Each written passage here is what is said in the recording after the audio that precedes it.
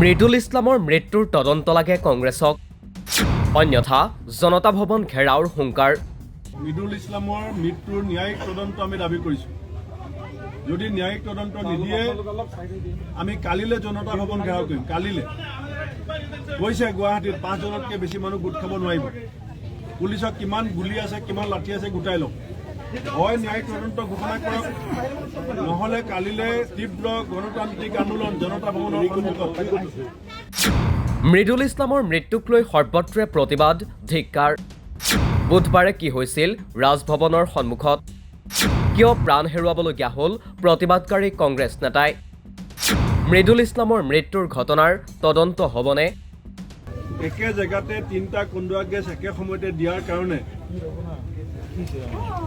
মই নিজেও আমাৰ কেইবাজনো সাংবাদিক বন্ধু অত্যন্তভাৱে আক্ৰান্ত হৈছিলে আৰু মৃদুল ইছলাম আক্ৰান্ত হোৱাৰ পিছত হস্পিটেললৈ যোৱাৰ পথত মৃত্যু হৈছে কংগ্ৰেছ নেতা মৃদুল ইছলামৰ মৃত্যুক লৈ সৰ্বত্ৰে অব্যাহত প্ৰতিবাদ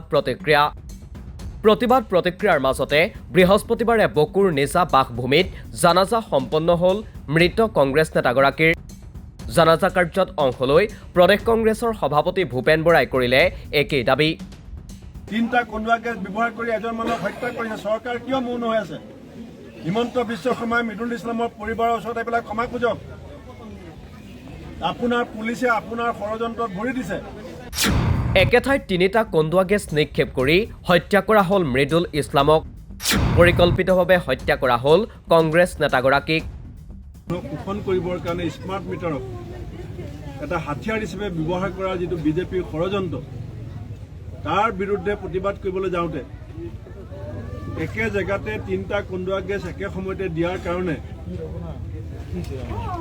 মই নিজেও আমাৰ কেইবাজনো সাংবাদিক বন্ধু অত্যন্তভাৱে আক্ৰান্ত হৈছিলে আৰু মৃদুল ইছলাম আক্ৰান্ত হোৱাৰ পিছত হস্পিটেললৈ যোৱাৰ পথত মৃত্যু হৈছে আজি চৰকাৰে বিভিন্ন ধৰণৰ মিছা কথা কৈ আছে যে আন্দোলনৰ কাৰণে পাৰ্মিশ্যন লোৱা নাছিলে কোনোবাই কৈছে মৃদুল ইছলামৰ গা বেয়া আছিলে এটা টিভি চেনেলত মৃদুল ইছলামৰ শেষৰ যিটো আন্দোলনৰ মুহূৰ্ত প্ৰকাশ পাইছে গা বেয়া থকা মানুহে কংগ্ৰেছ জিন্দাবাদ স্মাৰ্ট মিটাৰ নালাগে ইমান জোৰছে শ্লোগান দিব পাৰে নেকি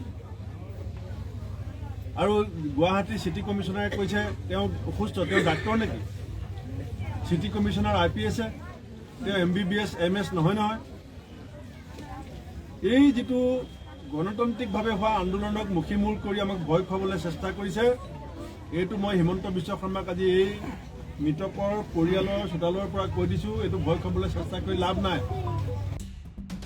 বুধবাৰৰ প্ৰদেশ কংগ্ৰেছৰ ৰাজভৱন চলো কাৰ্যসূচীত সৃষ্টি হয় অবৰ্ণনীয় পৰিস্থিতি আৰক্ষীয়ে নিক্ষেপ কৰা নিৰ্বিচাৰ কন্দুৱা গেছত আহত হয় শ কংগ্ৰেছ কৰ্মী আহত হয় কেইবাগৰাকীও সংবাদকৰ্মী তাৰ মাজতে গুৰুতৰভাৱে আঘাতপ্ৰাপ্ত হৈ মৃত্যুক সাৱটি ল'বলগীয়া হয় কংগ্ৰেছ নেতা তথা অধিবক্তা মৃদুল ইছলাম বুধবাৰে নিশাই মৃদুল ইছলামৰ মৃতদেহ লৈ যোৱা হয় বকুৰ বাসগৃহলৈ আৰু বৃহস্পতিবাৰে সম্পন্ন হয় জানাজা কাৰ্য জানাজাৰ পাছতেই ছয়গাঁৱৰ ৰাজীৱ ভৱনত মৃদুল ইছলামৰ মৃত্যুৰ ঘটনাৰ তদন্ত বিচাৰি প্ৰতিবাদী কাৰ্যসূচী ৰূপায়ণ কৰে কংগ্ৰেছে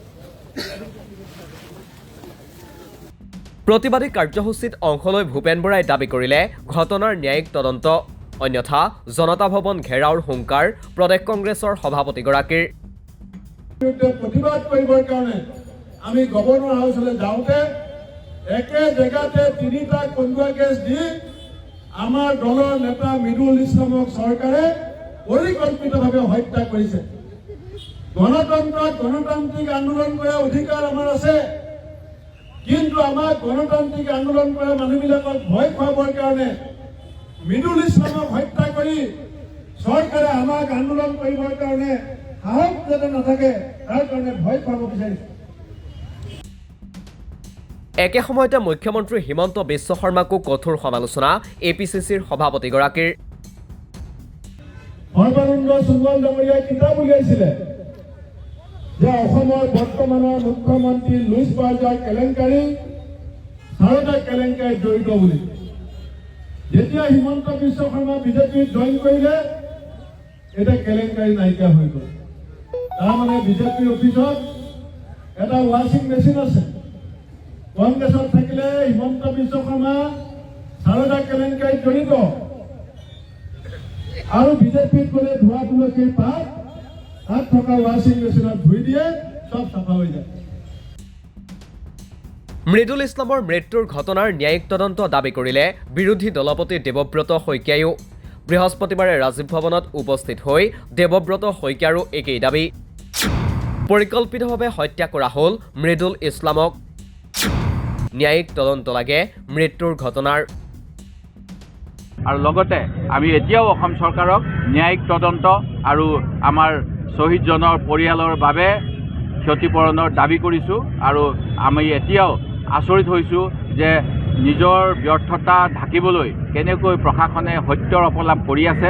যোৱাকালি মুখ্যমন্ত্ৰী মহোদয়ে মোৰ পুলিচ, মোৰ চাউল, মোৰ মোদী ইত্যাদি কথা কৈ থাকে। সেই গতিকে কোনো কনিষ্ঠ বিষয়াই উচ্চ বিষয়াৰ পাৰ্মিশ্যন নোহোৱাকৈ তেওঁৰ মুখ্যমন্ত্ৰীৰ সৈতে ঘনিষ্ঠতা চাবাচি পুলিচ মেডেল ল'বলৈ এনেকুৱা কাম কৰি আৰক্ষীয়ে অত্যাচাৰ কৰিলে নেকি, ইয়াৰো তদন্ত হ'ব লাগে, এই দাবী মই জনাইছোঁ। আৰক্ষীয়ে কথাটো নস্যাৎ কৰিছে আপোনালোকে। মৃদুল ইছলামৰ মৃত্যুৰ পাছত আৰক্ষীৰ তৰফৰ পৰাও ইতিমধ্যে প্ৰতিক্ৰিয়া ব্যক্ত কৰিছে।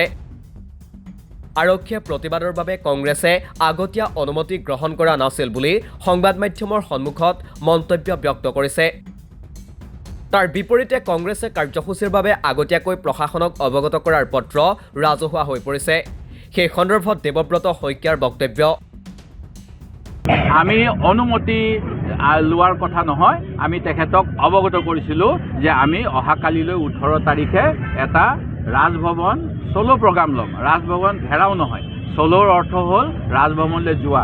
আমি ৰাজভৱনলৈ যেতিয়া গৈছোঁ, আমাৰ দেশৰ আমাৰ ৰাজ্যৰ প্ৰথম নাগৰিকজনে অন্য নাগৰিকৰ লগত আলোচনা কৰাত কি অসুবিধা আছিল। এয়া ব্ৰিটিছৰ দিনৰ বৰলাট বা সৰুলাটৰ কথা নহয় যে তেওঁলোকে আমি ব্ৰিটিছে যেনেকৈ তেওঁলোকৰ বাংলোৰ আগেদি গ'লে চাইকেলৰ পৰা নামিব লাগে, ছাতি লৈ গ'লে ৰ'দ বৰষুণত ছাতি খুলি যাব লাগে। এতিয়াও যদি তেনেকুৱা কথা ভাবি আছে, সেয়া গণতান্ত্ৰিক দেশৰ আৰক্ষী আৰু প্ৰশাসনৰ মূৰ্খামিৰ বাহিৰে একো নহয়। আমাক সংবিধানে এই অধিকাৰ দিছে, আমি নিজৰ মৌলিক অধিকাৰ সাব্যস্ত কৰিবলৈ শান্তিপূৰ্ণভাৱে কোনো অস্ত্ৰ শস্ত্ৰ নোলোৱাকৈ সাধাৰণ নাগৰিক হিচাপে দেশৰ জনগণৰ কথা ক'বলৈ ৰাজ্যপালক সাক্ষাৎ কৰিবলৈ গৈছিলোঁ। আমাৰ কিন্তু কংগ্ৰেছৰ এই পত্ৰ ৰাজহুৱা হৈ পৰাৰ পাছত দ্বিতীয়বাৰলৈ এই সন্দৰ্ভত এতিয়ালৈ প্ৰতিক্ৰিয়া ব্যক্ত কৰা নাই আৰক্ষীয়ে। তাৰ বিপৰীতে গুৱাহাটীৰ বিভিন্ন ঠাইত কটকটীয়া নিৰাপত্তা ব্যৱস্থা গঢ়ি তুলি সম্ভাৱ্য প্ৰতিবাদ আন্দোলনৰ বাবে সাজু হৈ ৰৈছে প্ৰশাসন। দিছপুৰ এলেকাত প্ৰতিবাদ আন্দোলন নিষিদ্ধও কৰা হৈছে। কিন্তু প্ৰশ্ন উত্থাপন হৈছে সৰ্বসাধাৰণ ৰাইজৰ মাজত। প্ৰতিবাদী জনতাৰ ওপৰত এই আক্ৰমণ কিয় আৰক্ষী প্ৰশাসনৰ? গণতান্ত্ৰিক প্ৰতিবাদৰ অধিকাৰৰ ওপৰত হাত দিছে নেকি চৰকাৰে? মৃদুল ইছলামৰ মৃত্যুৰ ঘটনাৰ উচিত তদন্ত হ'বনে? প্ৰশ্ন উত্থাপন হৈছে। মৃদুল ইছলামৰ পৰিয়ালক ন্যায় দিব পাৰিবনে কংগ্ৰেছে? নিউজ ডেস্ক ৰিপৰ্ট, দি ক্ৰছ কাৰেণ্ট।